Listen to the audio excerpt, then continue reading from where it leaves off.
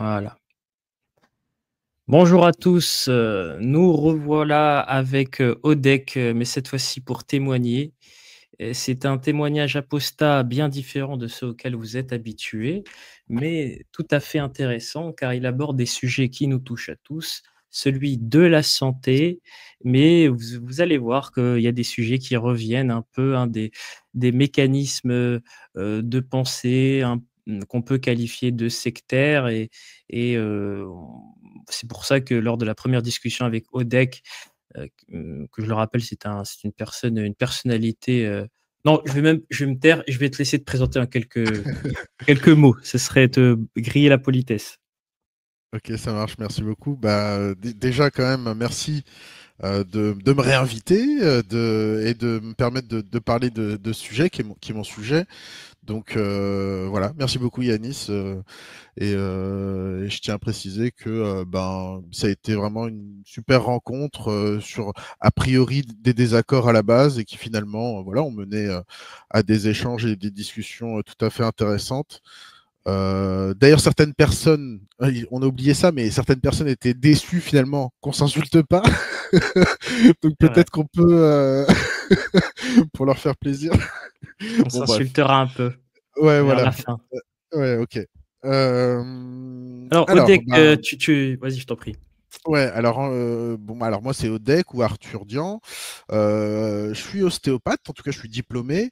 J'ai cessé mon activité et pourquoi? Parce qu'en fait, déjà pendant le cursus, je m'interrogeais beaucoup à ce sujet, en découvrant au fur et à mesure des choses. Mais en fait, j'ai découvert que l'ostéopathie était une pseudo-médecine, une fake med.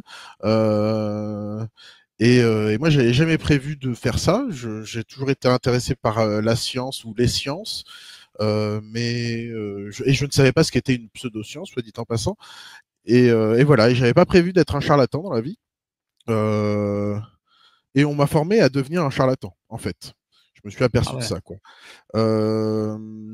Donc voilà, globalement. Donc on peut te qualifier d'un lanceur d'alerte, apostat de l'ostéopathie, que tu Ouais, qualifies comme, une forme de charlatanisme. ouais, tout à fait. Alors évidemment, j'anticipe parce qu'on va me dire, ouais, mais pas tous les ostéopathes, etc. Comme d'hab. C'est pas le propos. Je dis que l'ostéopathie en essence est effectivement pseudo-scientifique et par conséquent dans la santé relève du charlatanisme. Euh, Mais il y a des ostéopathes qui ont conscience de ça et qui essayent de travailler éthiquement, etc. Mais rien ne le garantit. Ils sont anecdotiques, etc. Donc voilà. Mais Donc effectivement, tu oui. n'appelles, tu n'es pas ostéopatophobe. Tu n'aimes pas la haine, Oui, voilà. Ouais, généralement, on tu s'entend attaques pas très bien. possible. Ah, c'est Généralement, on s'entend pas super bien avec les ostéos et je les critique durement. Et d'ailleurs, c'est un petit peu quelque chose qui a fait l'objet de débats sur les réseaux, mais quand je critique l'ostéopathie, eh ben, je critique les ostéopathes qui appliquent l'ostéopathie. Hein. Quand je Mmh. critique des idées, je critique des individus qui appliquent ces idées. Et c'est Tu pas fais grave. bien de le Enfin, rappeler. je pense que c'est même, enfin, ce serait hypocrite en fait de pas le d'esquiver la chose en ce sens. Et puis, alors est-ce que je suis apostat? Oui, en quelque sorte. Même si j'ai jamais vraiment adhéré à pas mal de choses de l'ostéopathie. Il y a certaines choses auxquelles j'ai un peu adhéré, puis j'ai plus ou moins rapidement désadhéré. Et puis après, bon il y a différents biais qui entrent en compte, comme notamment le biais d'engagement, où on essaye de résoudre la dissonance en se disant peut-être que je peux avoir une approche mécanique, des trucs comme ça. Et en fait, en creusant le sujet, on s'aperçoit que il y a quand même pas beaucoup de validité à tout ça. OK. Donc Donc, voilà, je vais essayer d'expliquer un peu au cours de cet entretien ce voilà, qu'il en ressort, etc. comme vous l'avez compris, cet entretien, ça va vraiment, concerner l'ostéopathie et ses dérives et moi, en l'occurrence, moi, j'ai insisté pour t'avoir sur ce sujet parce que je considère que c'est un sujet véritablement important. Parce que beaucoup de gens, je parie, parmi les téléspectateurs, se disent que, bah, aller voir un ostéopathe, c'est comme aller voir un kiné et nous allons voir que non et que La science, dit même l'inverse. Donc, Odek, bah, il y a pas mieux pour en discuter parce qu'il est littéralement passé sur TF1, un reportage de TF1 qui a parlé de lui. Malheureusement, j'arrive pas à le lancer. Alors je sais pas si tu es passé, s'ils t'ont interrogé ou quoi? C'était ah oui, je me souviens, ça c'était on parlait un petit peu plus de Doctolib, il me semble, sur celui-là. Parce qu'en gros, tu critiques Doctolib, qui participe à donner du crédit, à cette pseudo-science. Oui, tout à fait. Il y a, en fait, ce qu'il faut comprendre avec Doctolib, c'est que on croit que c'est une plateforme de professionnels où il y a des professionnels de santé, sauf que les ostéopathes n'en sont pas et sont bien sur cette plateforme. Il y a aussi les chiropracteurs qui ne sont pas des professionnels. Donc en fait, l'excuse qu'ils ont, c'est qu'ils conservent les professions qui ont un numéro ADELI ou maintenant qui sont inscrits au registre RPPS. Et c'est le cas effectivement des ostéopathes et des chiropracteurs et des psychologues aussi d'ailleurs. Mais c'est pas des professions de santé. Du coup, ça crée une confusion auprès du public. Et l'ostéopathie étant par essence pseudo-scientifique, elle est très poreuse à beaucoup de pratiques bizarres, beaucoup d'autres pratiques pseudo-scientifiques. Et donc, on voit souvent, moi je dis quand on cherche un charlatan sur Doctolib, cherchons un exemple avec un ostéopathe et généralement, c'est plus facile pour trouver aussi un praticien qui fait aussi du reiki, de la kinésiologie, de la médecine chinoise, des trucs comme ça. Donc je m'en suis souvent servi comme exemple pour illustrer. Et effectivement, Doctolib n'effectue aucun tri, ne se préoccupe pas beaucoup de ça et au contraire essaye de rameuter des ostéopathes parce que c'est une grosse part de marché pour eux, quoi. Donc Et voilà. avant d'aborder ton parcours, hein, pour ceux qui arrivent, qui débarquent, qui se disent: «Bah, pourquoi ce sujet?» Je vais juste, rappeler quelque chose, en ta présence. Est-ce on est d'accord, de ce que j'ai lu, hein, je ne connais pas plus, qu'il n'y a aucune étude scientifique sérieuse qui prouve le bienfait de l'ostéopathie, sauf ce que tu nous avais déjà dit auparavant, voilà, le plaisir d'un massage ou, d'être même d'une discussion chez le coiffeur, d'être bien traité ou tout ce qui est placebo. Oui, alors, pour être, on va essayer d'être assez précis, c'est qu'effectivement, à ce jour, l'ostéopathie n'a pas démontré d'efficacité et donc d'efficacité spécifique, quel que soit le motif. Même dans le cas des lombalgies et des cervicalgies, donc douleurs aux lombaires, douleurs aux cervicales, qui sont les motifs de consultation les plus fréquents, il n'y a pas d'efficacité particulière supérieure au placebo, même s'il y a des études qui vont un peu dans ce sens, mais il y en a d'autres qui les contredisent, etc. Donc c'est pas bien clair et en même temps, pour ce genre de motif de consultation, il y a assez peu de méthodes qui fonctionnent vraiment en réalité, parce que ce qu'il faut comprendre de la lombalgie quand vous avez mal au dos, et c'est donc je disais le premier motif de consultation, eh ben c'est spontanément résolutif en fait. Il n'y a rien de grave dans la plupart des cas et ça va s'améliorer tout seul avec le temps. Dans 90% des lombalgies s'améliorent en 4 à 6 semaines et je crois que c'est 50% en une semaine, des choses comme ça. Alors effectivement, après, il y a des stratégies qu'on peut mettre en place pour favoriser le rétablissement et notamment le premier traitement, c'est le fait de bouger. Et puis, il y a des stratégies qui pourront peut-être entretenir la douleur et ralentir un petit peu le rétablissement. Mais donc Si je voilà, te demande de définir, pour commencer, l'ostéopathie, voilà, je mets la page Wikipédia en même temps, ouais, je lis: «L'ostéopathie, une pratique de soins non conventionnelle qui repose sur l'idée que les manipulations manuelles du système musculo-squelettique et des techniques de relâchement myofacial aideraient à prévenir ou remédier à des troubles fonctionnels du corps humain». Ah, ouais. c'est assez vague, mais j'ai envie de dire, le sym ça ressemble beaucoup justement à la kinésithérapie. Alors, c'est quoi la différence entre, la kinésithérapie et l'ostéopathie? OK. Alors il y a pas mal de différences en fait, entre la kiné et l'ostéo. Effectivement, alors moi j'ai participé, au Wikipédia de la page ostéo, donc je vais à peu près dire la même chose en réalité. C'est effectivement une pratique de soins non conventionnels, qui est, pardon, qui est, développée, en 1874 par Andrew Taylor Still, on voit sa photo là et c'est d'ailleurs ma photo de profil avec un nez de clown. Hem il a eu une illumination divine et en fait Dieu lui aurait révélé la vérité sur comment fonctionne le corps humain, etc. Et donc en fait c'est surtout que ça repose sur des principes conceptuels, comme la plupart des, voire toutes les pratiques de Ah mais soins non attends, mais conventionnelles. là, tu viens de dire une dinguerie. Personnellement, j'étais pas au courant. Tu es en train de me dire que l'origine de l'ostéopathie, c'est un gars qui se prend pour un prophète et qui a une illumination divine et Dieu lui a Oui, parlé. oui, tout à Oh, fait. c'est Oui, incroyable. oui, Ah ouais, c'est vrai ça que commence très fort, hein. c'est Ouais, souvent un c'est. argument qui fait réaliser à beaucoup de gens. Alors, en fait, quelque part, il pourrait avoir eu une illumination et ça pourrait être valide ce qu'il dit. Malheureusement, non. mais, euh, mais bon, je veux dire, c'est pas suffisant pour évaluer la validité de l'approche, quoi. Mais effectivement, ça vient de ça, quoi. Et, excuse-moi.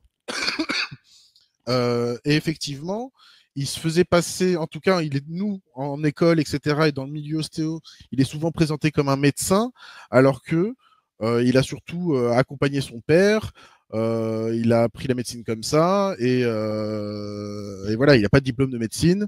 Et puis un jour, il était déçu à l'époque de la médecine, et il avait et a raison, hein, parce que on va dire que on est sur une médecine qui est pas très efficace à cette époque-là.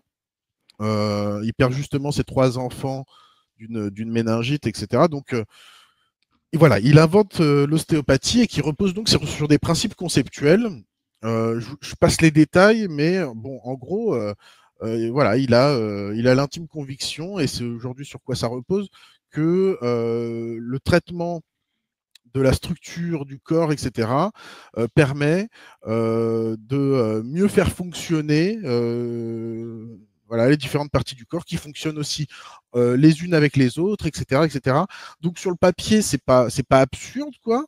Oui, c'est ce que j'allais dire. Euh, Là, j'affiche la page. Le corps humain fonctionne comme une unité biologique totale. Bon, ouais, globalement. ouais. Le corps possède des mécanismes d'auto-guérison. Bah oui, c'est une évidence, hein. On a même Mhm. des anticorps et tout.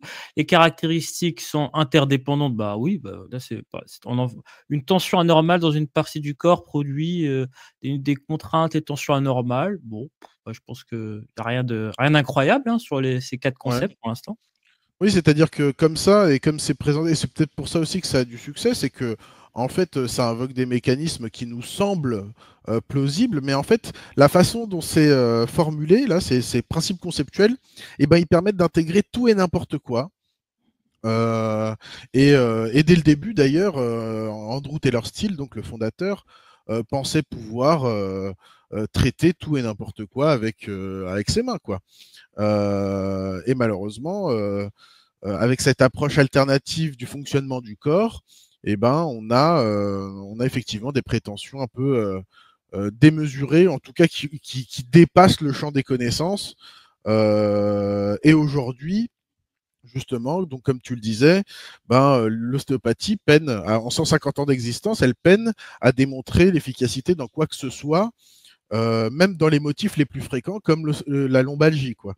Donc après, je te laisse imaginer de ce qu'il en est pour des motifs plus précis que certains ont comme prétention, du style troubles du sommeil, troubles digestifs, et j'en passe. Bon, là, on est sur un néant absolu, quoi. Donc Et voilà. je mets cette citation qui, je trouve, bien plus parlante que ces concepts auxquels n'importe qui pourrait acquiescer. Je vous le cite, hein, et vous allez comprendre un peu cette histoire d'autorégulation et d'autoguérison. Ça va bien plus loin que ce qu'on pourrait penser des mécanismes de base. Je le cite: «Les œuvres de Dieu ne peuvent qu'attester de sa perfection. Or, la nature s'efforce constamment d'exprimer la santé parfaite. Néanmoins, la manière dont elle y parvient reste un mystère, même aujourd'hui, car aucune loi scientifique connue ne parvient à l'expliquer.» Bah, déjà là, c'est fort de café, hein. Il oppose la nature, Dieu et la science, et Ouais, en disant après, que la science ne parvient pas à expliquer des principes d'autorégulation. Moi, je veux dire, bah, déjà là, c'est faux. La médecine est basée sur la science, mais Steele conclut que pour trouver la santé, plutôt que de vouloir traiter les symptômes de la maladie, la pratique médicale doit être guidée par une philosophie différente. oui. Le corps est la pharmacie de Dieu. Ouais, je te Ouais, laisse, ça c'est quelque commenter. chose on nous a souvent dit, hein, le corps et la pharmacie de Dieu, c'est effectivement les paroles. Moi, je l'appelle le prophète, hein, Andrew Taylor Still, tellement il est vénéré, il est pris comme exemple, etc.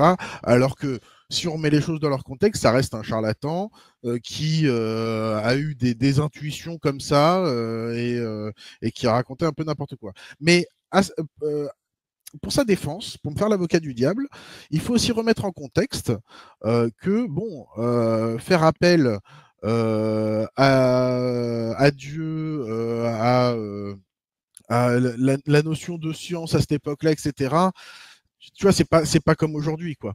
Mmh. C'est il y a 150 ans, en même temps, c'est il n'y a pas si longtemps, et en même temps, il s'est passé beaucoup de choses. Et je suis le premier quand je remets en contexte à dire bon, quand même, ça fait aussi plusieurs années que Descartes a sorti Discours de la méthode, que 100 ans avant, il y a les travaux de Kant sur la connaissance, etc. Mais bon, on n'a pas, tu vois, l'information circule pas pareil. Chacun pouvait. C'est aussi une période où beaucoup de pratiques de soins non conventionnels ont émergé avec leur philosophie justement un petit peu alternative du vivant, etc. Donc bon. Pourquoi selon toi? Pourquoi cette période? Alors pourquoi cette période? C'est une bonne question. Il y a toujours eu hein, des approches un petit peu plus ou moins farfelues, des explications qu'on a cherché à avoir dans la santé. Par exemple, au Moyen Âge, moi j'ai étudié des trucs où on voyait le recours à l'astrologie, des choses comme ça. Euh, mais c'est vrai qu'il y a eu un essor particulier dans cette période-là, peut-être parce qu'il y a aussi des réflexions qui ont émergé sur, sur la biologie, tu vois. Et en même temps, on faisait des découvertes scientifiques. Par exemple, Steele rejetait la théorie des germes, etc. Euh, bon, je ne saurais pas vraiment expliquer tout ce que ça, toutes les raisons de pourquoi il y a eu un essor particulier dans cette période-là. Mais Mais tu fais bon, bien de rappeler effectivement ce contexte, voilà, qui était il y a 150 ans et voilà, que même au ni le lien avec la religion, le rapport à la religion et à la science qui n'est pas le même, qu'aujourd'hui parce que la science n'était pas aussi, dominante et n'est pas autant, ouais, comment voilà. dire? Prouvée, qu'à Et cette époque même la médecine, et hein, bien c'était sûr. vraiment quelque chose de très discutable, hein, la médecine à cette époque-là. On parle de médecine héroïque, et en fait, la médecine faisait souvent plus de mal que de bien, quoi, tu vois. Mmh mh. Et tu fais bien aussi, c'est à ton honneur de le préciser, que, le fait que ça a commencé, de manière avec des positions absurdes et farfelues avec Dieu et cetera, ça veut pas dire que, forcément que l'ostéopathie c'est de la merde en fait. D'ailleurs, Ouais, l'origine de la chimie, c'était, l'alchimie, hein. Il y a beaucoup en fait, l'origine de plein de sciences, autour, de plein de sciences dures, bah, c'était, il y avait un côté religieux à l'époque, hein, voilà, on part ouais, un ouais. peu de au début, on part un peu de rien, alors il y a beaucoup d'imagination, mais on va voir avec toi, si c'est encore, de la merde. Voilà. Ouais, ouais, bah en fait, c'est ça, il y a plein de choses qui ont eu des origines douteuses. Il y en a parfois qui me disent justement, ouais, mais la médecine aussi, qui reposait sur les humeurs d'Hippocrate, etc. Et effectivement, et Exactement, j'allais le mentionner, l'histoire donc en fait, d'humeur, alors moi, je réponds quand même que la médecine ne reposait pas par essence sur les humeurs d'Hippocrate, mais du coup, elle se reposait sur les modèles théoriques qu'on avait. Là, le problème de l'ostéopathie ou des pratiques de soins non conventionnels en général, c'est qu'elles vont avoir une approche, et elles vont faire toute une proposition qui est alternative à la connaissance et proposer leur propre modèle théorique. Et en fait, ça tient pas trop debout. Mais après, on peut s'intéresser à voir est-ce que ça a évolué, comment, etc. Et effectivement, ça a évolué. Donc c'est pour ça que, bon, c'est bien de connaître les origines de la pratique, mais c'est bien aussi, pour être rigoureux, de savoir ce qu'il en est aujourd'hui ou ce qu'il en a été avec le temps. Et le problème, c'est que l'ostéopathie s'est engouffrée dans cette approche, en fait, assez anti-scientifique, hein, à intégrer diverses, comment dire, diverses approches complémentaires dans l'ostéopathie, comme par exemple, moi j'aime bien prendre l'exemple de l'ostéopathie crânienne qui a émergé dans les années 30 où là, c'est complètement invraisemblable, ça repose sur rien. Pour toute la faire en gros, il y a eu un concept qui s'appelle le mécanisme respiratoire primaire, que tu es censé pouvoir sentir au niveau du crâne, etc., que les os du crâne bougeraient les uns par rapport aux autres, etc., etc. Je te passe les détails. Mais ça, par exemple, ça a toujours été rejeté par le monde scientifique, par manque de preuves, par manque de validité, de fiabilité et de cohérence. Et moi, j'ai appris ça, tu vois. J'ai appris ça et en fait, tous les Et ostéopathes tu as appris connaissent, ça savent dans de quoi ton je parle. école au XXIe siècle. Oui, oui, voilà, tout à fait. Dans les différentes écoles que j'ai faites, on apprend ça. Tu apprends la Euh, tectonique du crâne. Exactement. Voilà, tout à fait.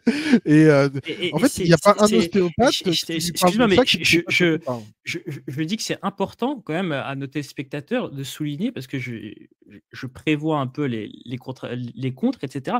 Ouais, À tous ceux qui pourraient nous dire, bah non, moi ou mon ostéopathie ou ma pratique de oui. l'ostéopathie ou mon ostéopathe se contente de suivre des manipulations validées par la science, j'ai envie de dire, cela ne devrait pas, en principe, se différencier ou se proposer en alternative au fait d'être kinésithérapeute.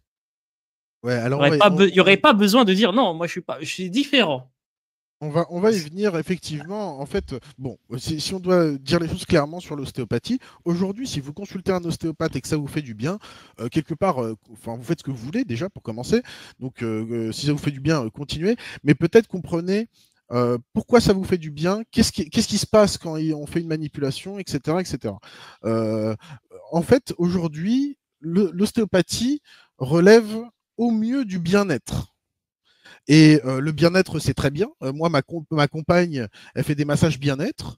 Il n'y a pas de problème avec ça. Mais par contre, ça n'a pas de prétention thérapeutique particulière. Alors que des gens, ça les aide ensuite à rebouger, à, je sais pas, à avoir la sensation d'avoir moins mal ou d'être moins bloqué, entre guillemets, des choses comme ça. Eh ben, c'est tant mieux. Mais maintenant, c'est pas comme ça que fonctionne le corps, c'est pas comme ça que fonctionne la douleur.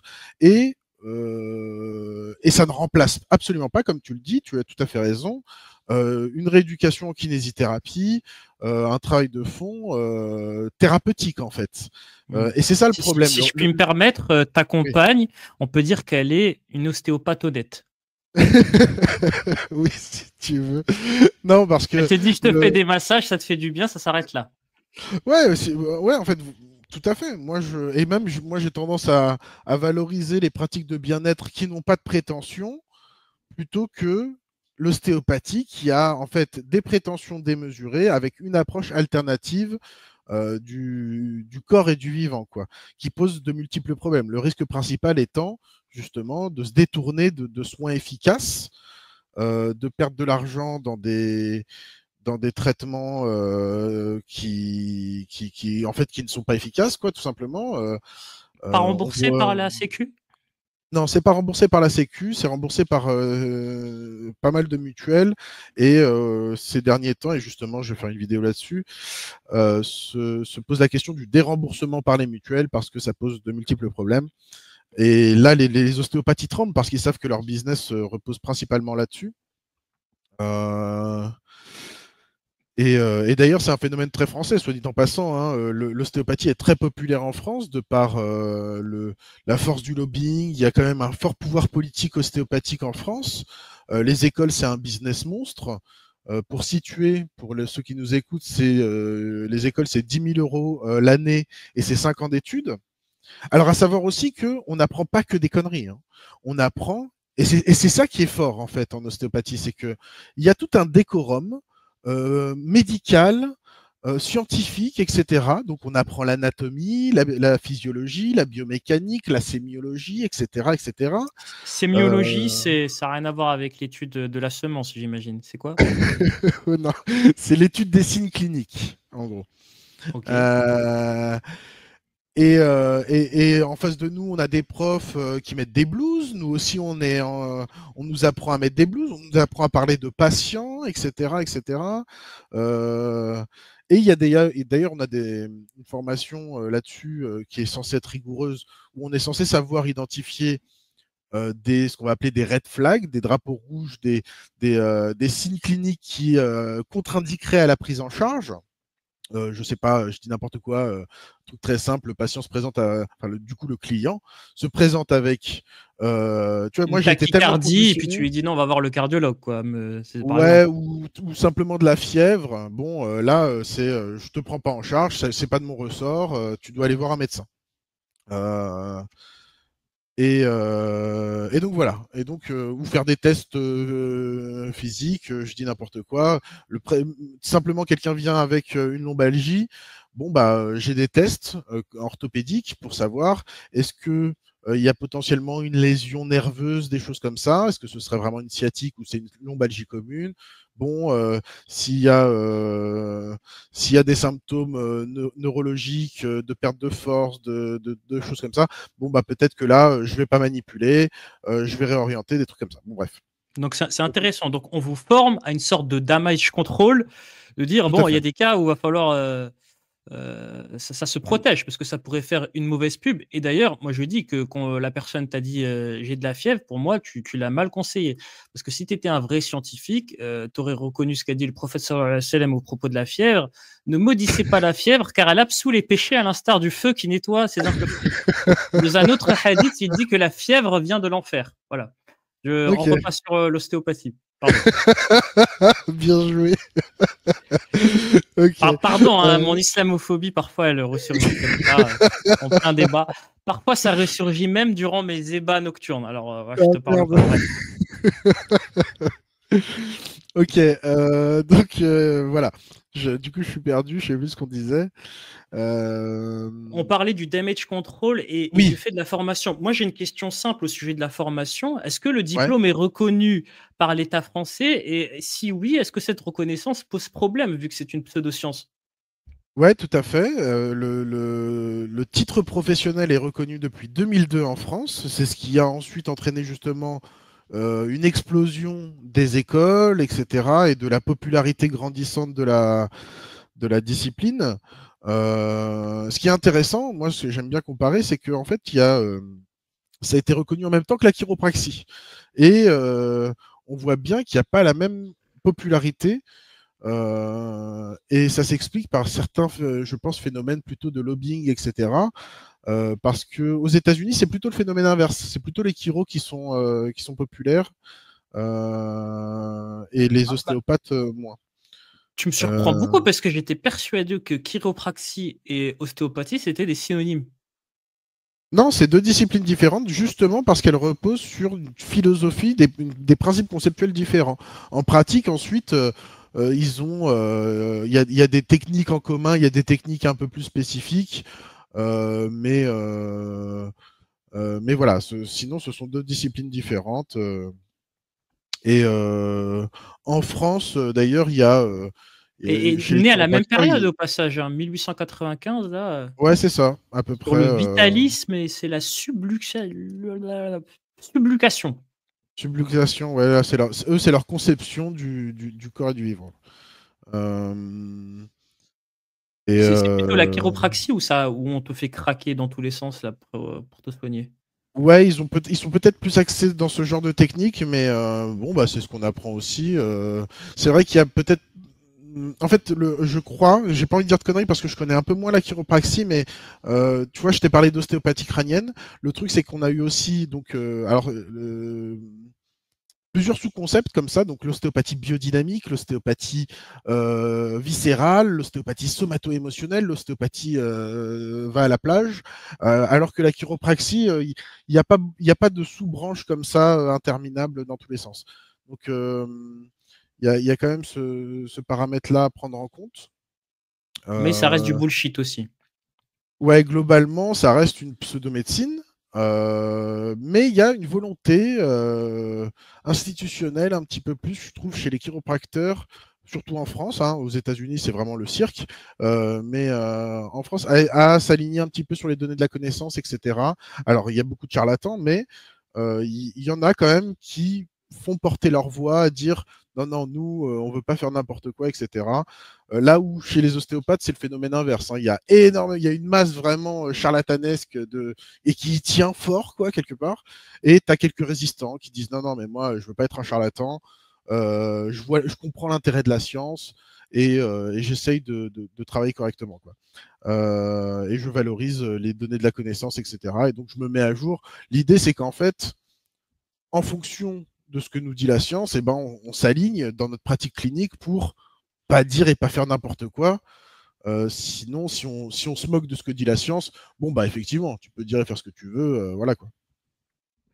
OK, OK. Euh, Donc ouais, je cherchais un petit peu des branches, d'ostéopathie, un peu bizarres. Là, par exemple, hein, je vous mets un exemple pour en même temps illustrer ce que dit, Odek.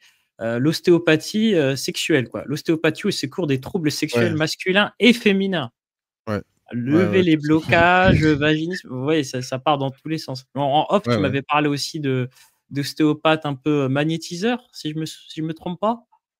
Ouais, c'est-à-dire, je sais plus ce qu'on avait dit. Non, mais je suis pas totalement sûr. Après, si tu peux me dire: «Bah, non, non, je me semble pas». Bon, voilà. Bah, Mais tu oui, as par d'autres exemple, exemples d'ostéopathie, voilà, bullshit, de ce genre à nous donner? ouais, moi par exemple, il y a un gourou à qui je m'en suis pris, qui est vraiment un grand nom de l'ostéopathie française, à qui, qui enseigne toute une branche de l'ostéopathie qui s'appelle l'ostéopathie ou l'approche tissulaire. Et là, effectivement, ça s'approche un peu du magnétisme, où c'est vraiment à position des mains, bah, comme un peu l'ostéopathie crânienne, à position des mains, on sent des trucs, et comme d'habitude, ça soigne un peu tout. Euh, et sur les applications, bah moi je me suis beaucoup battu sur ouais, l'ostéopathie gynécologique, donc tous les Mmh. motifs autour de la sphère gynéco, c'est donc souvent un ciblage des femmes. Effectivement, tu vois, là, tu as eu les troubles de la fertilité, tu as eu, je sais pas, tu as le vaginisme, des affections très variées, où l'ostéopathie n'a jamais démontré quoi que ce soit, hein, soit dit en passant, parce que je tiens à préciser quelque chose pour les auditeurs. Si il y avait des preuves de ça, moi, il n'y a pas de problème, je suis prêt à croire à n'importe quoi, même aux licornes, d'accord. Mais simplement, tout ce qu'on demande dans la rigueur scientifique, c'est d'apporter des preuves de ça. Tant qu'on n'a pas de preuves, on ne peut pas le prétendre. Ça ne veut pas dire que c'est faux, mais ça nécessite quand même d'être étayé, d'être justifié. Sinon, on peut tout prétendre, quoi. Et moi, je donnais un cours au kiné cette année, et je prenais l'exemple, tu vois, je prenais la carte d'un marabout, tu sais, Monsieur Bana fait le retour de l'être aimé, des envoûtements, etc. Et si là, ça prête à rire parce que ça paraît farfelu, etc. Eh ben, la question principale, en fait, c'est qu'il n'a surtout pas de preuve de ce qu'il dit. Parce que si, mettons que la magie existe dans notre monde et qu'il pouvait faire ce qu'il fait, bon, bah, on devrait s'y soumettre, hein. Les faits s'imposent à la raison. De la même façon, n'importe quel praticien de n'importe quelle discipline, s'il a des prétentions thérapeutiques, il doit pouvoir les étayer, ou sinon, ben, c'est du charlatanisme, il ment, il abuse de la faiblesse des individus et de leur ignorance. Et ça pose un problème, quoi. Et on voit bien, comme tu vois, des recherches très rapides, on peut tout prétendre avec l'ostéopathie. Moi, je dénonce souvent des praticiens qui ont des prétentions interminables. Bon, quelle est la limite? Et ça pose un problème de éthique et de santé publique, quoi. Mmh. Parce qu'il faut le rappeler, ça peut, on peut sembler être dans la théorie, mais on parle de choses concrètes, c'est-à-dire de gens qui vont aller voir un ostéopathe gynécologue et perdre leur temps plutôt que d'aller voir un gynécologue directement qui aurait pu, leur détecter, jusqu'à un cancer, hein. Donc Ouais. est-ce que là, je dis est-ce que, du coup, je me dis, bah, l'ostéopathie est probablement, responsable, de prise en charge tardive, voire de mort. Ouais, ouais, alors, oui, c'est arrivé. Il y a des cas comme ça bon, qui sont relativement anecdotiques et quelque part heureusement, en tout cas de ce qui est connu et ce qui a été un peu médiatisé. Mais sinon, oui, le risque principal, de toute façon, des fake meds, c'est effectivement le retard de prise en charge. On voit ça beaucoup avec les bébés, par exemple. L'ostéopathie pédiatrique est très populaire, de façon complètement exagérée. Il y a une recommandation presque systématique du corps, parfois médical même, hein, c'est ce qu'on reproche beaucoup, les sages-femmes, dans les maternités, les trucs comme ça, d'orienter vers des ostéopathes alors qu'ils n'ont aucunement leur place dans la prise en charge des bébés, notamment des plagiocéphalies, l'aplatissement du crâne, etc. Et c'est risqué de perdre du temps sur une prise en charge en kiné. Et d'ailleurs, parce que finalement, bon, il y a tellement de trucs à dire et c'est pas très structuré, désolé pour ceux qui écoutent, mais je te propose de vite fait aussi parler de la différence kiné-ostéo, en fait. Vas-y, je t'en prie. Je pense que c'est important. Il y a beaucoup de différences et déjà, donc on a vu qu'il y a des différences, en tout cas conceptuelles, hein, la kiné, comme les autres pratiques médicales ou paramédicales, ne repose pas sur des principes conceptuels un peu à part qui forment un paradigme qui lui est propre, quoi. Ça s'aligne sur les données de la connaissance. Et kinésithérapie, c'est la thérapie par le mouvement. Kinésie, c'est le mouvement. Et donc, quelque part, c'est là où la confusion est claire, parce que les ostéopathes vont dire, nous, on s'intéresse aux restrictions de mobilité dans le corps et on essaie de refaire bouger les choses. Donc, finalement, est-ce que les ostéopathes font pas et cherchent pas à faire de la kiné en réalité, peut-être. Mais sinon, par contre, sur le plan institutionnel, il y a de grosses différences. L'ostéopathie n'est pas une profession de santé alors que la kinésithérapie l'est. Si le diplôme est reconnu en tant que titre professionnel en ostéopathie, la kinésithérapie, c'est un diplôme d'État. D'ailleurs, ne vous faites pas avoir, les ostéopathes mettent souvent ostéopathe DO. DO, ça signifie simplement diplômé en ostéopathie. C'est une absurdité que j'aime bien souligner parce que c'est drôle quand même. Ostéopathe diplômé en ostéopathie, ou peut-être que tu peux être boulanger diplômé en boulangerie et médecin diplômé en médecine.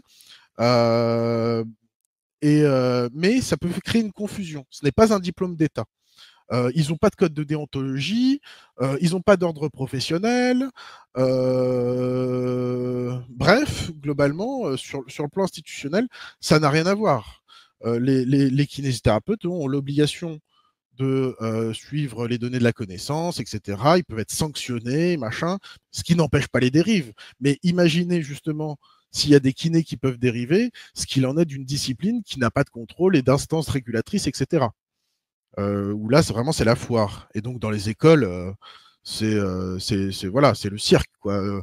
Un coup, on t'apprend à sentir les os du crâne qui bougent. Un autre coup, tu dois poser les mains autre part sur le corps et sentir des choses qui bougent tout seul. Et ça soigne des trucs. Bon. Après, peut-être que, tu vois, les gens, ça dépend. Chacun a son expérience, parce qu'il y a cette phrase qui est assez inquiétante, je trouve, qui dit qu'il y a autant d'ostéopathie que d'ostéopathes.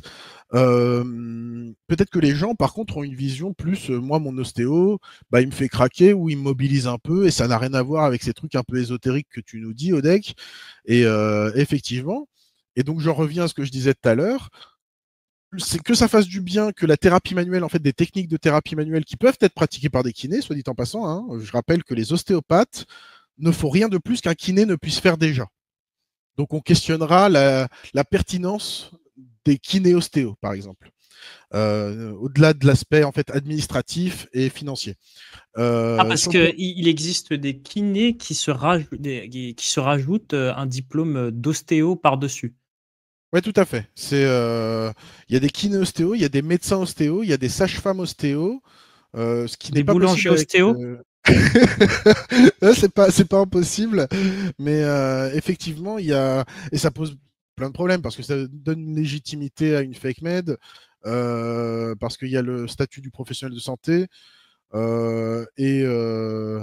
et surtout, ça apporte en fait pas grand chose, quoi, parce que pour faire de la thérapie manuelle, il n'y a pas besoin d'être ostéopathe, quoi. Surtout quand tu es kiné, en fait.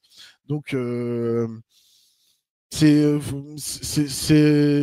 mène à se questionner vraiment sur l'engouement du phénomène, je trouve. Et effectivement, moi, c'est quelque chose qui m'a trompé. Et comme beaucoup de gens, j'imagine, difficile de distinguer la différence entre kiné et ostéo. Et puis finalement, on voit des kinés devenir ostéo. Donc moi, avant de m'orienter en ostéopathie, eh ben, je me suis dit, bah tiens, il y a des kinés qui deviennent ostéo ensuite. Donc ostéo, ça doit être une forme d'aboutissement. Donc, je vais faire directement ostéo. Voilà. Et sur cette réflexion qui peut sembler faire appel au bon sens, et ben Tu j'ai fait niqué une des ta plus vie. grosses ouais, exactement, j'ai fait une des plus grosses erreurs de ma vie, où vraiment, si j'avais été, informé de tout ça, jamais Ouais. j'aurais fait ça. J'aurais peut-être fait de la kiné ou comme aujourd'hui, je fais complètement autre chose, et j'en suis très heureux. Mais jamais je me serais engagé dans une discipline, qui est très bancale et qui a, très peu de chances d'évoluer correctement, quoi. Donc Ça tombe bien parce voilà. que c'est la meilleure transition pour, parler un peu plus, de ton parcours en particulier. Ouais, Bon déjà du coup tu nous expliques qu'est-ce qui t'a tourné vers, l'ostéopathie. Tu arrives dans l'école, première année, paf, tu lâches, une belle somme ouais. et ensuite? Alors Raconte-nous. au début, je me pose assez peu de questions parce que, comme je disais, il y a un décorum et puis en plus la première année, tu apprends surtout, les sciences fondamentales type anatomie et compagnie. Même tu as beaucoup de cours là-dessus. Tu commences un petit peu à faire de l'anatomie palpatoire, donc vraiment, tu poses les mains, tu sens les structures, machin, et cetera. Donc pour l'instant, il y a rien de tu vois, il y a rien d'ostéopathique en fait, hein, de particulier. Même si je me souviens très bien, je t'ai parlé du gourou là, du tissulaire, et cetera. Bah, très vite, on m'a donné son nom comme étant une référence de l'ostéopathie française. Donc moi, à ce moment-là, je sais pas que ce mec-là, en fait, il raconte n'importe quoi. Et Pierre Tricot, il s'appelle, soit dit en passant. Euh, et j'ai aussi un prof un jour très tôt dans le cursus qui nous dit oui, par exemple, les os du crâne, ça bouge, et il y a encore des médecins qui n'y croient pas. Genre un peu, ils sont cons les médecins, quoi, tu vois. Euh, et donc, j'ai pas les moyens à ce moment-là pour remettre en question ce qu'il m'a dit. Je sais pas, je me Mmh. dis En pourquoi on me plus, il a dirait la quelque chose blouse de blanche faux. devant toi. Exactement. Tu as mentionné le gourou français dont j'ai oublié le nom, mais, je suis curieux de savoir, quelle est la réputation de Andrew Taylor Still, le fondateur, de l'ostéopathie, qui opposait, religion et science au sein des écoles françaises aujourd'hui? Eh ben, alors c'est difficile de dire parce que chaque école est quand même relativement différente. Il y en a 31 en France. Hem, il y en a qui sont quand même plus ou moins traditionnalistes et moi, par exemple, j'ai été dans 3 écoles différentes. Heu, il est quand même présenté comme, moi, c'est pour ça que je l'appelle le prophète parce que bon, bah, c'est grâce à lui, c'est limite faut le remercier, et machin, c'est issu de sa pensée, bref, il est quand même assez idolâtré, quoi, tu vois. Et on retrouve ça beaucoup dans les discours plutôt chez les anciens, des trucs comme ça. Depuis Ah que je oui, critique, idolâtré, le mot est fort. Et ouais, c'est quoi? ouais, C'est ouais. il y a un portrait de lui, dans chaque classe? Bah, c'est pas loin de ça parce que dans les salles des écoles généralement portent le nom de grands noms de l'ostéopathie qui sont souvent les plus gros charlatans de l'histoire de l'humanité, quoi, tu vois. Quand tu regardes avec précision de qui on parle, c'est des perchés de ouf, ils racontent n'importe quoi, ils font n'importe quoi, et ça suit cette lignée très spirituelle de l'ostéopathie, quoi. Donc, dans la En santé, ça pose un problème. Ouais. Il y a quelque chose que je dis souvent, chacun a le droit d'avoir sa spiritualité, ses croyances, machin, il y a aucun problème avec ça. Par contre, ben, on soigne pas avec ses croyances, quoi. Pour moi, c'est là la limite, quoi. Enfin, une des limites, parce que si ma croyance, elle implique que je dois stigmatiser des gens ou quoi que ce soit, ça pose aussi problème, évidemment. Mais si mes choses infondées dont je décide sans méthode d'adhérer en termes de foi, si ça me permet de soigner des gens et d'avoir des prétentions, bah là, on rigole plus, quoi. Ça pose un problème. OK. Et Et donc si je reprends ton parcours, donc tu nous expliques les oui, premières années, ça commence tout doux. Pour le coup, c'est un peu pareil, ouais, voilà, dans d'autres, styles de formation bullshit aussi.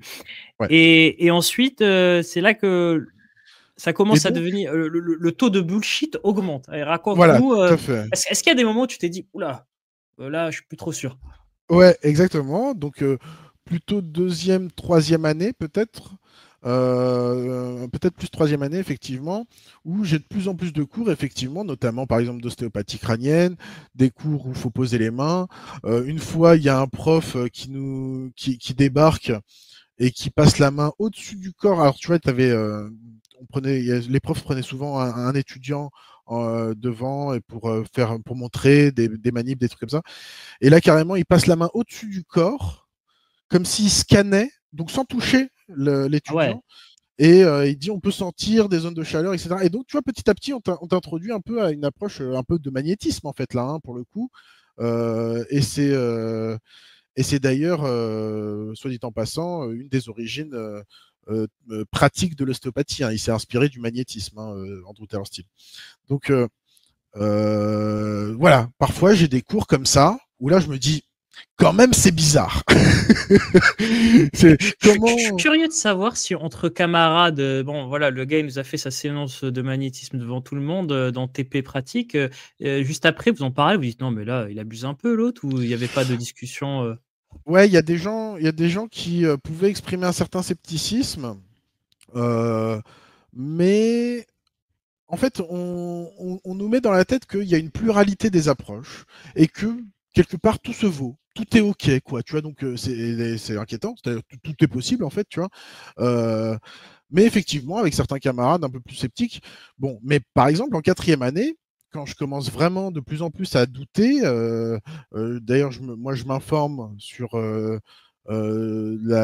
l'épistémologie, etc. Je m'informe un peu sur la littérature scientifique, sur l'ostéopathie crânienne, des choses comme ça. Et je me dis, tiens, ça ressemble quand même beaucoup à des trucs que je retrouve en cours, des anomalies, des incohérences logiques, des machins, etc., de la rhétorique fallacieuse. Et donc, je pose des questions, je m'intéresse et tout. Et l'épistémologie, une petite définition pour ceux qui ignorent ce que c'est? en gros, c'est l'étude critique des sciences, en très gros, ou la théorie de la connaissance. On s'intéresse à savoir qu'est-ce qui constitue de la connaissance, euh, et donc qu'est-ce qui fait objet de De preuves. savoir, de science, voilà, qu'est-ce qui peut faire l'objet de preuves, par exemple. Ok. Euh, et donc, voilà, et en quatrième année, là, ça y est, je me suis documenté et je sais que l'ostéopathie crânienne, par exemple, c'est bullshit, etc.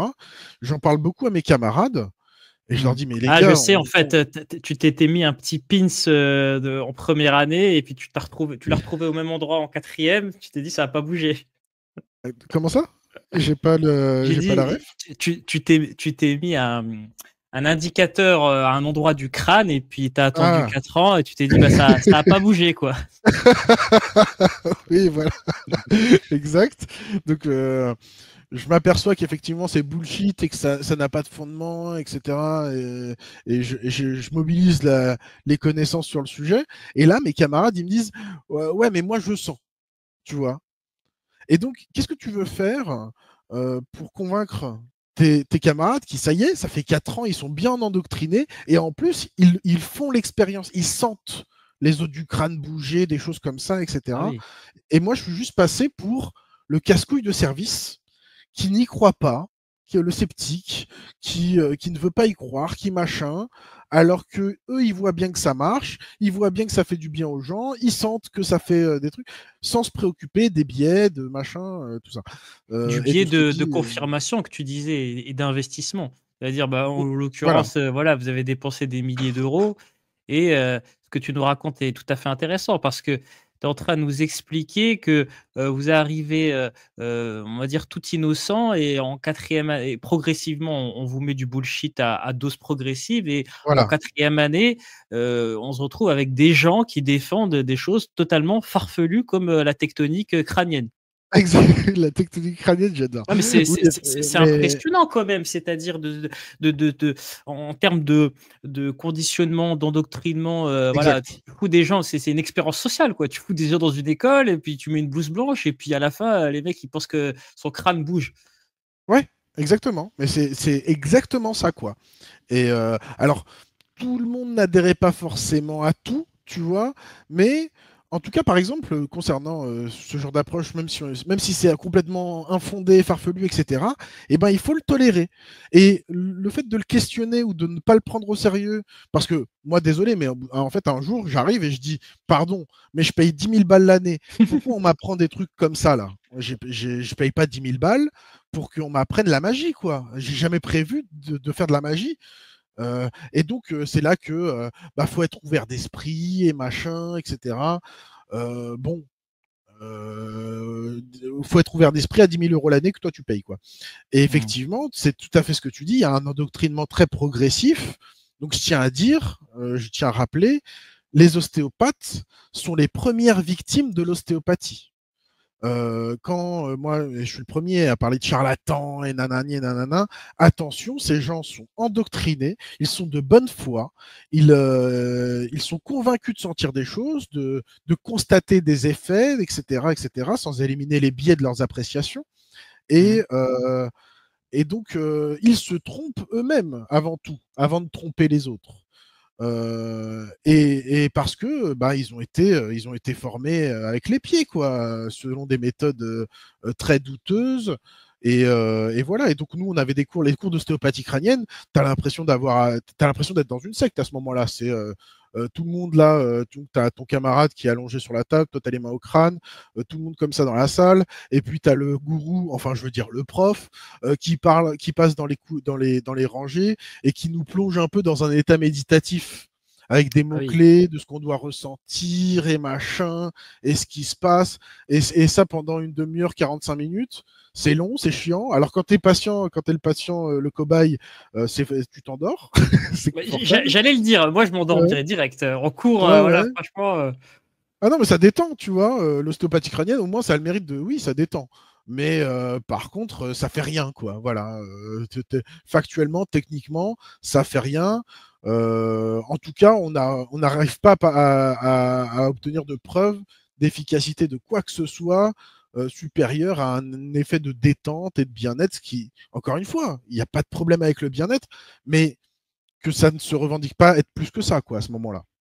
Mmh. Euh, Et on continue ton parcours, tu arrives en 5e ouais, année, tes doutes grandissent, malheureusement ton diplôme ouais. arrive.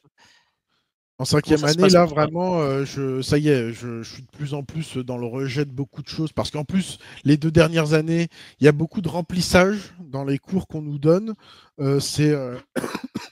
Parfois, on nous apprend des techniques encore plus farfelues, des approches encore plus douteuses, etc. Et moi, au bout d'un moment, j'en ai marre. Et le problème, c'est que moi, je me suis fait saquer pour ma 5e année parce que voilà, j'ai trop ouvert ma gueule. Je me suis trop fait remarquer et, euh, et j'étais vraiment le mouton noir, quoi, et qui n'obéissait pas et qui n'acceptait pas tout ce bullshit qu'on lui disait. Et du coup, comme les profs le savaient, voilà, ils m'ont saqué, des choses comme ça. J'ai eu Au plein de niveau de la problèmes. notation? Oui, oui, tout à fait, hein. Oui, parce qu'il faut comprendre aussi que les examens, c'est tu as un prof qui t'évalue selon on ne sait pas trop quels critères. C'est lui qui décide. Si en plus il t'a dans le pif, bon bah voilà, il te fait chier comme il veut. Donc je te passe les détails, mais c'est très facile. Les écoles globalement et dans les écoles ils font ce qu'ils veulent. Il n'y a aucun contrôle, personne ne peut rien faire et les étudiants sont bloqués, quoi. Tu vois, ils sont vraiment pris au piège. Ça m'est arrivé ces 2 dernières années de devoir aider des étudiants et c'est moi qui mettais la pression aux écoles là de l'extérieur. Et ça faisait moins les malins parce que maintenant je me suis beaucoup plus renseigné sur ce qu'ils ont le droit de faire, ce qu'ils n'ont pas le droit de faire, etc. Parce qu'ils abusent complètement de leur autorité, etc. Et donc c'est là que je comprends qu'en plus critiquer, penser différemment, ça m'a porté préjudice au point où donc ils me font redoubler ma dernière année et donc ça Mmh. m'a coûté 10 000 euros, ça m'a coûté d'être stigmatisé. Moi, au bout d'un moment, je leur disais, même en 5e année, je disais, écoutez, moi je m'en fous d'avoir raison de machin, de trucs. Tout ce que je veux, c'est en finir. Je veux mon diplôme, je veux faire ce qu'on attend de moi, point barre. Par contre, voilà, je ne vais pas pour autant dire des choses. Alors, je peux essayer de répondre selon les attentes, mais c'est pas pour autant que je vais affirmer avec aplomb que oui, oui, les os du crâne ça bouge, etc. Quoi, tu vois. J'essaie de garder un petit peu mon honneur. Mais peu importe, en fait, ils veulent pas savoir. À ce moment-là, c'est trop tard pour moi. En fait, je l'ai trop ouvert. Ils ont trop une vision de ce. Ils ont l'air de savoir ce que je pense mieux que moi ce que je pense. Et voilà, parce qu'en fait, d'ailleurs, je m'exprimais pas particulièrement avec les profs et tout, mais je m'exprimais sur mes réseaux sociaux, dans des groupes, etc. Et d'ailleurs, il y a des gens qui ont pris des screens parce que je critiquais fortement l'ostéopathie, qui ont pris des screens, qui les ont montrés aux profs, qui se les ont montrés. Et donc, à un moment donné, j'étais pointé du doigt par l'ensemble. J'étais vraiment stigmatisé au sens propre du terme. Je l'ai très mal vécu. T'as été convoqué chez le Dirlo pour ton avatar avec le nez de clown? Ça, non, mais il n'y avait pas encore mes réseaux, il n'y avait pas encore Odec. D'accord. Mais moi, en tant qu'Arthur Dian, je m'exprimais sur des groupes, sur des machins, sur mon mur Facebook en privé, je partageais des réflexions et je parlais de. Je disais, ouais, il y a des techniques mystiques et tout, je suis dégoûté, c'est de la merde, moi je vais avoir une approche mécanique, machin. Et donc, il y a des gens Et qui ont tu pris t'es des fait screens qui se les ont. rattraper ouais, par tes profs, ok. Ouais, voilà, Intéressant. des camarades et des profs. Et j'ai été sujet de discussion dans l'école parce que je dénonçais les techniques mystiques, Hmm. Ah ouais, mais t'étais vraiment visiblement. t'étais le traître dans la bergerie, donc dans l'école. Ouais, c'est ça. Et il fallait pas critiquer, tu vois. Donc là, c'est là que moi j'ai commencé à identifier le caractère sectaire. C'est-à-dire que là, il y a vraiment délit d'opinion, quoi. T'as pas le droit de penser et d'exprimer quelque chose qui va différemment que la pensée qu'il faut avoir, quoi, tu vois. Et ça, c'est Hmm. sectaire. Pour le nombre de personnes qui utilisent ce terme à tort et à travers, le, le- la dérive sectaire, c'est la manipulation mentale. D'accord? C'est le fait de dévoyer la liberté de penser des individus, que ce soit d'opinion, de religion, de ce que tu veux. Et donc d'exercer des pressions ou des techniques.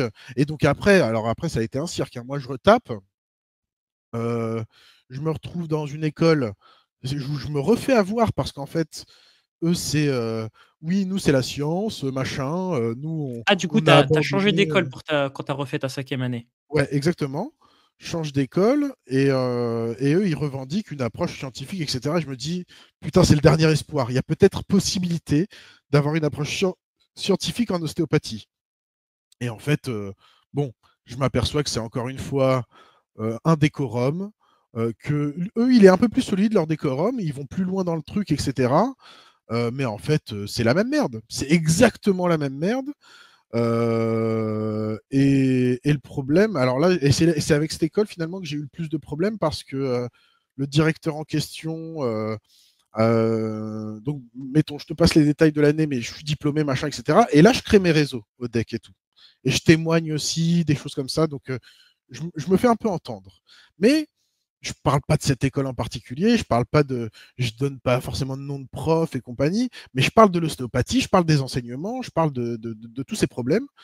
Et là, j'ai été plus que stigmatisé, j'ai été harcelé, notamment par le directeur de cette école, qui m'a contacté continuellement, même si je le bloquais, des choses comme ça, qui m'a doxé, il mettait mon nom, à la base j'étais anonyme, qui mettait mon nom, etc. Et tout un groupe d'ostéopathes, par exemple des responsables de syndicats, des choses comme ça, donc des gens du système politique ostéopathique, quoi. Ce directeur en question a même été jusqu'à contacter ma mère. Il a Ah essayé oui, de la liguer contre moi. Non mais c'est incroyable. Ah, ah oui, oui, c'est. non, mais c'est allé loin, au point où un jour j'ai dû. Et j'avais enregistré en cachette et il y a pas longtemps, je l'ai reposté, ce moment où je vais à l'école et je dis maintenant ça suffit. En fait, j'ai dû déposer plainte 3 fois contre ce mec. Parce qu'il s'arrêtait pas, parce qu'il me doxait, parce qu'il me contactait, etc. Euh, et en fait, bien sûr, les plaintes n'ont jamais abouti. Je me suis pas constitué partie civile ou quoi. J'ai pas les sous. Bref, moi, je voulais juste qu'il me laisse tranquille, ce mec, quoi. Oui. Mais au bout d'un moment, comme en plus moi je commençais à prendre de la popularité, il jouait trop, il perdait à ce jeu-là, quoi. Je l'éteins médiatiquement en fait ce mec. Donc ils ont essayé de me faire taire avant que je prenne trop d'ampleur et en fait ils n'ont pas réussi et voilà, ils essayent toutes les méthodes les plus dégueulasses. Donc je sais pas, me faire passer pour un fou, plein de trucs, me stigmatiser. Là maintenant, on essaie de me faire passer pour un harceleur depuis plus d'un an, des trucs comme ça, parce que je critique ouvertement des contenus publics, etc. Mais je respecte scrupuleusement la loi, contrairement à eux. Donc bon. Et d'ailleurs, je suis attaqué en justice, soit dit en passant, mais Ah pas trop de oui, nouvelles pour l'instant. Ouais, ouais, pour, par tout un groupe d'ostéopathes. diffamation, j'imagine. Ouais, je suis attaqué pour diffamation et j'en dis pas plus pour l'instant parce que Oui, bah, oui, bien sûr, on comprend. j'ai même pas d'infos sur le, mais j'en parlerai. Mais bon, globalement, je suis très serein. Oui. Même si eux, ils ont tout un narratif et un narratif public, hein, ce qui a conduit à de nombreuses vagues de harcèlement où je suis un harceleur, j'insulte les gens et machin, etc. Bon, dans leur tête en tout cas, parce que dans les faits, bah, on va voir ça, et moi je suis assez serein par rapport à tout ça. Mais, Mmh. euh, mais voilà, et donc voilà, donc je suis vraiment pas du tout aimé par la communauté ostéo, même s'il y a beaucoup d'ostéos, je tiens à le dire aussi, il y a beaucoup d'ostéos qui me suivent, qui sont d'accord avec ce que je dis, pas tout le temps, mais qui globalement, ce que je vais dénoncer de l'ostéopathie me rejoignent, constatent, enfin font les mêmes constats et sont, encore une fois, victimes de système. Ils ont été abusés de la même façon que moi j'ai été abusé, quoi. Mmh.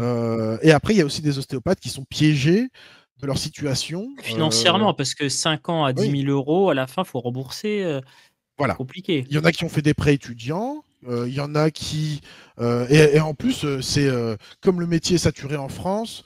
Je crois que tu as 50% des ostéopathes qui gagnent moins que le SMIC. C'est Moins que le SMIC. Ouais, ouais. Et en tout cas, il faut mettre bien 2 3 ans pour commencer à t'en sortir, etc. C'est un gouffre financier, c'est un engagement terrible. Ce qui participe un petit peu au caractère sectaire, c'est-à-dire que l'engagement est tellement fort que c'est très difficile d'en sortir, en fait. C'est ça. C'est-à-dire qu'il y a déjà le point de vue idéologique qui est l'endoctrinement ancré, etc., petit à petit dans la tête des gens, etc., plus ou moins fort. Mais même, tu vois, il y en a qui vont dire ah non, non, mais moi je rejette les trucs magiques, mais par contre, ils vont adhérer à toutes d'autres approches, peut-être plus mécaniques, etc., qui sont tout aussi peu valides, en fait. Euh, et ils vont avoir l'impression d'avoir une approche scientifique, donc ce qui quelque part renforce leur adhésion. Si moi ce que je fais c'est scientifique, contrairement à d'autres, etc. Bon bah quelle raison j'aurais de me détacher de mon approche ou de l'ostéopathie de façon générale, voilà quoi. Bref, il y a vraiment plein de raisons pour lesquelles les ostéopathes sont un peu piégés de leur situation. Mais pour Voilà. moi, il manque un chapitre. Juste Ouais. après que tu as validé ton diplôme et avant que tu te transformes en ODEC, Ouais. as-tu pratiqué l'ostéopathie? Oui, et même pendant que j'étais au deck, hein, j'ai pratiqué pendant à peu près un an et demi. Avant d'arrêter complètement. De toute façon, je gagnais par mois, je devais gagner 700 euros, tu vois. Mmh. Alors moi, j'avais pas de cabinet, je voulais pas justement prendre de cabinet, etc. De toute façon, j'avais plus les moyens, mais je voulais pas m'engager davantage. Donc j'ai fait des collaborations ou des remplacements, des trucs comme ça. Et, euh, et d'ailleurs, j'appréciais travailler. J'appréciais. Je pense que je ne faisais plus d'ostéopathie. J'ai eu la chance quelque part de déconstruire dès ma formation, parce qu'une fois que je suis arrivé en cabinet, j'avais déjà une approche différente, quoi. Mais je disais aussi que en fait, finalement, j'avais aucune légitimité à travailler comme je le faisais, parce que c'est pas comme ça que j'ai été formé. Et, euh, et j'avais beau être, j'essayais d'avoir une approche éthique, d'avoir une approche honnête, etc. Euh, et donc j'appréciais passer du temps avec les gens, leur faire de l'éducation thérapeutique, leur expliquer comment fonctionne la douleur. Mais si tu es honnête en ostéopathie, tu es aussi obligé de dire que ben c'est pas nécessaire de venir. Les choses vont bien se passer, surtout si on identifie qu'il n'y a pas de problème, etc. Ce qui est à dire 95% du temps, a priori. Euh, et donc, t'as une démarche qui est un peu, en tout cas, moi, c'était la mienne, qui était assez anti-commerciale, quoi. Mmh. Et donc, Et les clients chez toi, ils devaient être stupéfaits. Tu es allé voir l'ostéo qui t'a ouais, expliqué que c'était pas vraiment utile de le voir, mais qu'il allait me faire un bon massage et que de toute façon, ouais, il fallait voir le médecin pour mon problème. Ou que ça ouais, c'est allait ça. passer tout seul. Ouais, globalement, Oui, c'est pas rentable, effectivement. oui, voilà, c'est pas rentable. Mais en gros, oui, quelqu'un qui vient pour une lombalgie. Alors, non, mais on est là, donc on prend le temps pour que je lui explique. J'ai 45 minutes avec, donc ben, autant en profiter pour expliquer bien comment fonctionne la douleur, comment fonctionne la lombalgie, etc. Ce que je peux lui proposer, moi, avec des techniques de thérapie manuelle, que pour autant, c'est pas ça qui va le guérir ou machin, mais ça peut faire du bien et ça peut aider. Et ce qui va compter, c'est que derrière, la personne continue de bouger, etc., tant qu'il n'y a rien de grave, etc., et en fonction de sa douleur, que s'il y a des risques de chronicité ou de récidive, eh ben, peut-être plutôt envisager de la kinésithérapie serait probablement plus indiqué, ou en tout cas jouer sur les facteurs prédisposants à ce genre de douleur, c'est-à-dire la sédentarité, l'hygiène de vie, bon, des trucs classiques, quoi, en fait. Hein. J'ai une très bonne question pour toi. Oui. Parce que beaucoup de gens, je vois dans les commentaires, et cetera, au sujet des kinés, se plaignent et peut-être que l'ostéopathie vient compenser ce travers. Ils disent, «Bah, moi, je vais chez le kiné, il me place sur une machine et il se barre. Il revient me voir 5 minutes et puis Ouais, il va voir un autre, et cetera». Alors qu'au moins avec l'ostéopathe, bah, il s'occupe vraiment de toi, quoi. tout à fait, tout à fait. Et c'est tout à fait légitime de la part des patients de le faire remarquer. C'est pour ça que d'ailleurs ces derniers temps, bon, une fois qu'on a vu l'ostéopathie, etc., tu vois, on a relativement vite fait le tour. On peut s'éterniser là-dessus, mais en fait, effectivement, il y a déjà des défauts au système de santé. Je dis souvent cette phrase je dis, les défauts du système de santé expliquent, mais ne justifient pas le recours au fake med. Et c'est pour ça que moi, je vais avoir parfois des critiques assez sévères directement auprès des professionnels de santé et notamment auprès des kinés, qui Qui prennent et 3 donc personnes en même temps et pour, ouais, augmenter un peu le chiffre d'affaires parce que, ils ne peuvent pas alors après, je connais pas les détails, mais, leurs tarifs, ils sont, ouais, encadrés. ouais, tout à fait.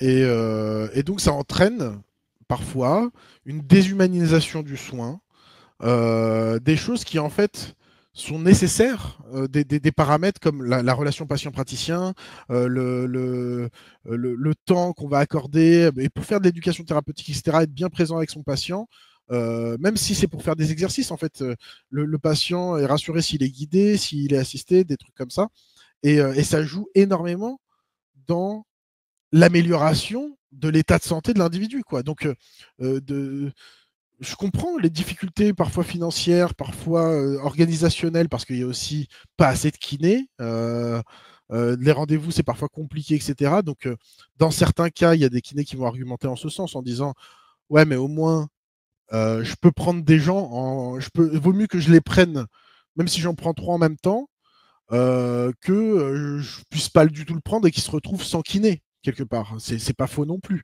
Donc, Mmh. il y a des difficultés avec le système de santé qui fait que ça entraîne certains défauts, Certaines dérives. certaines dérives.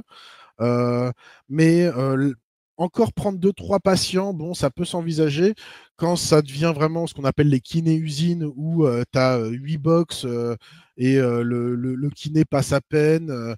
Ou alors pire après, hein, là on parle d'exercice, il y en a qui te mettent sous une lampe et qui te font et qui te touchent même pas ou qui te font rien faire. Bon, là, on est vraiment sur une pratique de la kiné très discutable, quoi. Mmh. Mais C'est intéressant effectivement, parce que du coup ça peut, on va dire, ça peut expliquer, comme tu dis, pas légitimer, pourquoi certains, rien que par facilité, vont se tourner vers un ostéo plutôt qu'un kiné qui va les prendre, 3 mois plus tard. Parce que moi, ce qui personnellement, ça m'a ouais, tout à terrifié fait. de me rendre compte que, bah, dans le milieu sportif, c'est vraiment c'est presque le réflexe. Ouais, ouais, Je me ouais. suis blessé, j'ai un peu mal, bah, va voir un ostéo. «Oh moi j'ai un ostéo, il est bien. Oh je suis allé voir l'ostéo la semaine dernière, là j'avais un peu mal à l'épaule» et c'est vraiment devenu, vraiment classique, quoi. Ouais, tout à fait, hein. C'est vraiment très alors, sur le côté des sportifs, je m'y suis moins, et pourtant il y aurait beaucoup à dire, mais c'est plus complexe parce qu'il y a beaucoup de choses à prendre en compte. Mais en fait, c'est très introduit dans la société, surtout française, hein. Que ce soit, j'ai parlé de l'ostéopathie pédiatrique, beaucoup aussi de ciblage des femmes, etc. Mais effectivement, dans le sport, oui, je pense que c'est très populaire et oui, par méconnaissance, parce qu'on voit pas trop la différence, et aussi par facilité d'accès. C'est plus simple, tu vois, tu veux prendre un rendez-vous chez l'ostéo, t'as pas besoin d'aller chez le médecin. Donc c'est pareil, les kinés, il faut leur donner l'accès direct.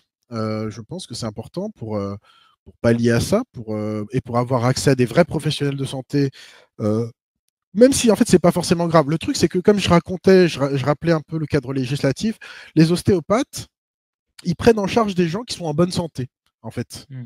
Ils prennent des gens, ils prennent en J'explique, hein. En tout charge. cas, moi, je comprends comme ça. Dis-moi si je me trompe. Quand tu parles d'accès direct, c'est que ce sont des spécialistes et dans le parcours des soins, pour avoir les remboursements, il faut d'abord aller voir ton médecin qui te Voilà. donne une lettre pour aller voir ton kiné. Et Ouais, toi, tu voilà, c'est ça. dis, non, on devrait pouvoir aller directement chez le kiné. Ouais. Et c'est en négociation. Il y a, bon, ça avance. Dans certains cas, l'accès direct existe pour les kinés. Mais de toute façon, comme ils ont 3 mois d'attente, c'est compliqué. Donc, bon, il y a plein de difficultés avec le système de santé actuel. Et Mm. effectivement, quelque chose comme l'ostéopathie, de par comment c'est proposé, vient combler les défauts de ce système et vient prendre une place et se donne une légitimité qu'elle ne devrait pas du tout avoir, quoi. En tout cas, c'est un phénomène qui est très français. Tu vois, ne serait-ce que le bouche à oreille, effectivement, les gens vont se dire ah machin ostéo, j'ai tel truc, je vais voir l'ostéo. Et parce que aussi après ils en font l'expérience, ça leur fait du bien et machin. Bon, comme d'hab, si Mm. ça vous fait du bien, faites ce que vous voulez, quoi. Mais sachez pourquoi vous y allez, dans quoi vous mettez de l'argent, Mm. que ça remplace pas, que vraiment c'est pas, il faut comprendre que c'est pas de la médecine. Le plus important, je pense que c'est ça, comprendre que on est plus de l'ordre du bien-être. Et c'est bien aussi, quoi. Il n'y a pas de problème. Mais ça doit rester à sa place, quoi. Et que pour un vrai problème, et moi je le voyais bien aussi en travaillant, quand les gens avaient des vrais trucs, et ben en fait je leur disais là, moi je sens que je suis limité dans l'impact que je pourrais avoir. Là, c'est vraiment, il faut voir un kiné, quoi. Même si ça vous Mm. fait du bien qu'on mobilise un peu, que machin, ou il y en a qui veulent absolument aussi entendre craquer, des trucs comme ça. Bon, d'accord, mais ça soigne rien, quoi. Et s'il y a un vrai problème, il faut aller voir un professionnel adapté. Euh, c'est surtout ça le problème, quoi. En t'écoutant, je me dis que euh, dans ton, euh, dans ton hypothétique procès pour diffamation, le juge il sera dans une position délicate et la jurisprudence sera particulièrement intéressante. Ah Parce bah que oui. si tu dis un ostéo, ce gars-là, c'est un charlatan parce que ça se base sur des pseudosciences, si le juge valide, bah, voilà, il y a une jurisprudence dans ce sens. Si le juge invalide, il va contre tout simplement la méthode scientifique, quoi. Donc ça poserait un gros Ouais. problème. En Et fait, en même temps, on se dit c'est un peu une insulte, charlatanisme, bullshitter. Mais en ouais, même mais dans temps, ce cas-là, il fallait m'attaquer pour c'est- injure. en fait, On c'est m'a surtout attaqué pour diffamation, c'est tu surtout vois. la position de l'État français qui est un petit peu ambiguë, parce Ouais, tout qu'on à fait. valide un diplôme, on leur donne le numéro de professionnel de santé, mais en même temps, c'est pas vraiment, c'est un peu. Ouais, Ça sera exactement. intéressant ton jugement, Après, s'il a lieu. pour ce qui est de, ouais, s'il a lieu, parce que moi je les soupçonne de se rétracter avant le procès. Hmm. Là, on en est juste à l'instruction de la plainte. Euh, Oui, parce que au niveau, je le pense qu'en fait, retentissement médiatique pourrait leur coûter très cher. tout à fait, mais Parce en qu'à la fait, fin, si la jurisprudence dit effectivement, tu peux dire qu'un ostéopathe qui prétend soigner, on précise, euh, oui. euh, est un charlatan, ça ferait mal au niveau publicitaire. Ouais, alors en plus, moi de ce que je sais pour l'instant, et je te dis, j'ai pas encore accès au dossier, mais les propos qui me sont reprochés, c'est même pas de cet ordre-là, tu vois, parce que plusieurs fois, et je l'ai dit, et j'ai dit publiquement, parce que je sais qu'il y en a plein là, des semards qui me détestent, qui suivent pour essayer de choper là où je vais faire une erreur, alors que je sais ce que j'ai le droit de dire et ce que j'ai pas le droit de dire. Et je dis, ce mec-là, qui fait partie des gens qui m'attaquent en justice, donc notamment Pascal Ancelin, alors après, peut-être que je veux pas te mettre dans la sauce, mais Pascal Ancelin, lui, par exemple, j'ai une vidéo, j'ai traité d'un truc, il fait de l'ostéopathie biodynamique et il prétend soigner le cancer, tu vois. Waouh! Euh, Ah ouais, c'est Pardon, grave. mais je dis publiquement et je lui dis attaque-moi pour ça, tu es un charlatan. Voilà. Et bon, visiblement, c'est pas pour ce genre de propos qu'on m'attaque, parce que bah, ils savent que effectivement, exactement comme tu l'as dit, si on y va et qu'ils se rétractent pas avant le procès, etc. Bah bonne chance les gars. Et moi, je suis déjà contacté par des médias pour parler de ma plainte, mais j'attends d'avoir le dossier. J'ai toujours pas. J'ai contacté mon avocat pour savoir où ça en est. Bon, ça avance pas beaucoup. Je sais pas trop. Bref, on verra. Mais moi, quelque part, là, ce procès, mis à part l'argent engagé, et c'est pour ça que j'avais fait une cagnotte, et je remercie encore une fois la communauté de m'avoir aidé, sinon moi, j'ai pas les moyens de me défendre, et ils le savent aussi d'ailleurs. Euh, ben, je veux y aller en fait. Je veux un jugement. Je veux qu'on aille au bout et que vous démontriez ce que ce que vous m'accusez d'être. Parce que ça suffit en fait, la diffamation et le harcèlement sur les réseaux sociaux. Parce que je dénonce des dingueries. Allez-y, on va au bout. On voit ce que dit le juge. Et bon, si vous êtes aussi bon en droit qu'en science, j'ai pas trop d'inquiétude à me faire. Donc voilà quoi. Le message est passé. Ouais. Ah non, mais vraiment, bon, j'ai vraiment pas d'inquiétude avec ça. Je me base effectivement sur la science, sur la connaissance, sur l'éthique, sur le droit, etc. Et, euh, et je les attends, quoi. S'ils sont pas contents qu'on dise que telle prétention, telle pratique, tel machin n'est pas valide, relève du charlatanisme, etc., eh ben, voyons ça devant un juge. Et bonne chance après, effectivement, pour la jurisprudence, si vous prenez ce risque-là, quoi, hein, vraiment. Mais moi, je suis prêt. Moi, je suis prêt à le faire. Tout comme je suis aussi prêt, je l'ai proposé plein de fois, de débattre avec plein de mes contradicteurs. Mais bon, visiblement, T'as jamais débattu avec un ostéopathe pour l'instant? ben non, parce que il y a toujours toutes les raisons de ne pas débattre, visiblement. Que Bah, je figure-toi vais que les insulter, j'avais je sais un de pas mes quoi. abonnés. En plus, c'est marrant parce que j'avais même pas percuté. Parce qu'il avait un pseudo du genre Taylor Swift, là, je sais pas, comment il Oui, s'appelle? ben André Taylor Steele. ouais, Il avait, je crois que le même truc, et il m'avait demandé d'être invité le jour où on se verra. ouais, Donc je bon, sais. je En lui fait, demande de peut-être se manifester. Peut-être qu'on fera un petit truc, voilà. ah bah, avec Dont on s- plaisir, parce que pour le coup, cet individu, c'était quelqu'un qui me soutenait, qui machin, et qui, en fait, avant que j'arrête mes réseaux là, que je fasse ma pause, j'ai aussi parlé d'autres sujets. Là, on est tombé plutôt en désaccord. Ce qui pour moi normalement ne me pose pas de problème, sauf si en fait en groupe ça fait preuve de mauvaise foi, usage de sophisme, etc., etc. Au bout d'un moment, il y en a certains que j'ai ban. Et là, lui, il l'a très mal pris, m'a diffamé continuellement, m'a harcelé sur les réseaux, etc. Et je lui ai dit, à un moment donné, je lui ai dit, quand est-ce que tu vas t'arrêter et est-ce qu'il faut quoi? Est-ce qu'on en débat? Donc, merci de me donner cette tribune, Yanis, j'en profite. Que ce soit lui ou n'importe quelle autre personne qui me déteste ou Mm. simplement n'est pas d'accord ou quoi, voilà. Moi, je vais proposer aujourd'hui systématiquement, maintenant que je reprends les réseaux sociaux, parce que j'ai plus de temps à perdre en commentaires, en machin, etc. J'ai pas votre temps, les gars. Donc, si vous voulez débattre, je vous propose de débattre publiquement, en live. On enregistre ça et on rediffuse ça dans son intégralité. Si vous avez peur, alors parce que je connais les excuses, oui, mais tu vas insulter les gens. Et non, non, moi, j'insulte pas les gens. Je suis pas comme ça. Après, peut-être que vous avez une vision fantasmée de moi qui vous arrange peut-être, c'est une chose. Donc, si vous voulez débattre, on respecte des règles de débat, etc. Sinon, fermez-la à tout jamais, quelque part, m'emmerdez pas. Vous n'avez pas grand-chose à dire et c'est pas grave, quoi, hein. Mais sinon, voilà. Donc Ok. effectivement, pour cet individu en particulier, récemment il avait le seum et il pensait un peu reprendre le flambeau quelque part de la critique de l'ostéopathie, alors qu'on l'a jamais entendu. Mais soit, ça pourrait être hébergé chez toi ou ça pourrait, je sais pas, peu importe. Mais a priori, il est en accord avec moi, donc le débat ne porterait pas sur ça. Il aurait Ouais, d'autres bon choses à après me voilà, reprocher. écoute, le message est passé. Merci d'avoir regardé, c'est la fin de cette vidéo. N'oublie pas de liker, commenter et pour les plus fortunés, soutenez-moi sur Patreon.